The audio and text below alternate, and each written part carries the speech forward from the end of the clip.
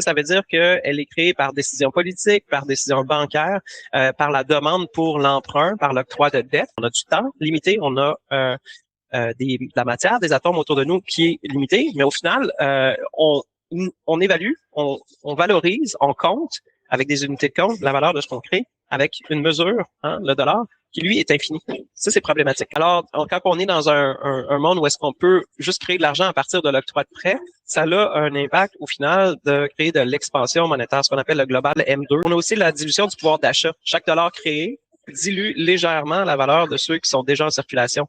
J'en l'ai souvent dit, là, mais c'est comme quand on est dans un contexte où est-ce que on a $1 sur $2 en circulation, ça n'a pas la même valeur que si on a $1 sur $3 en circulation ou 1 sur 10 en circulation. Si vous avez un des $2 en circulation, vous avez donc 50% du pouvoir d'achat. Si vous avez un des $10 en circulation, vous avez donc 10% du pouvoir d'achat. Plus on augmente le dénominateur, plus la valeur du numérateur en haut diminue.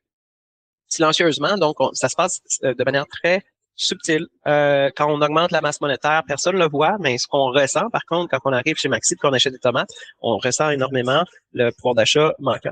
Donc, la courbe du global M2, la masse monétaire en circulation, et la courbe des prix immobiliers aussi suivent le même arc depuis 40 ans. D'ailleurs, c'est imprimé 40% de plus de dollars pendant la pandémie. Alors, ce qu'on avait trouvé comme moyen, c'est de payer le monde à rien faire à la maison, leur envoyer de la PCU, et puis donc d'inonder le marché de liquidité pendant que les gens n'allaient pas produire à l'usine. Alors, qu'est-ce que ça avait comme impact? C'est quand la quantité de demande augmente dans une économie et que la productivité ou la quantité d'offres diminue, les prix se réajustent constamment à la hausse. Et on le voit, on est en plein dedans présentement, la hausse des prix. On se demande d'où ça vient, mais ça a toujours une espèce d'effet plus tard. Et ce qu'on a remarqué aussi, c'est que le prix de l'immobilier suit la même courbe. Fait que plus on imprime d'argent, plus le marché de l'immobilier augmente. Alors, c'est juste de dire que la création monétaire va se vautrer dans l'endroit où on immobilise la valeur pour s'assurer que on n'en perde pas au fil du temps. Et on a tendance à prendre les maisons pour des banques, des tirelires, des petits cochons. Et ça a un impact sérieux sur l'accessibilité au logement.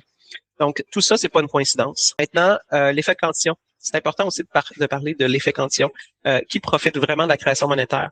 Ce que Richard Cantillon disait déjà au 18e siècle, il disait quand de l'argent est créé, il entre quelque part en premier et ceux qui le reçoivent en premier achètent avant que les prix montent.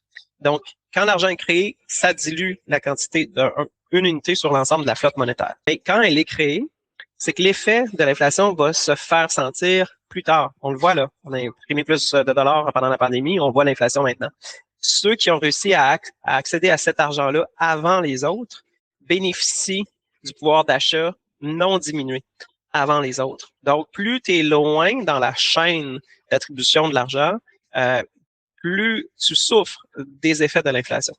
Alors, plus tu es proche aussi, juste pour vous donner un exemple, c'est que si vous êtes proche de la Banque centrale au moment où la création d'argent est faite, à ce moment-là, vous avez comme un taux d'intérêt préférentiel. Si ensuite de ça, vous êtes une banque commerciale, donc vous décidez de rajouter votre petite marge de profit, vous allez rajouter un petit taux d'intérêt par-dessus. Ça veut dire que ceux qui font des demandes d'octroi de prêt aux banques commerciales vont payer genre le préférentiel plus une prime. Et là, vous avez un marché de dettes secondaires, etc., jusqu'à temps qu'on arrive à la personne qui est pognée pour vivre sur sa carte de crédit et qui paye jamais à temps, puis qui tombe toujours dans le 19,99% d'intérêt. Alors, plus on s'éloigne de l'injection monétaire, moins on a accès à un coût d'argent ou un coût de crédit qui est avantageux. Et ça, c'est problématique. Ça veut dire que plus tu es riche, plus tu as de l'actif, plus que tu es proche de l'injection monétaire, plus on a accès à un taux d'intérêt avantageux, pendant que les autres qui n'ont pas d'argent, eux autres, ils payent pour avoir de l'argent, mais solide. Alors, tout ça, ça fait partie du concept de l'effet cantillon qui fait que il y en a qui subissent plus l'inflation que d'autres.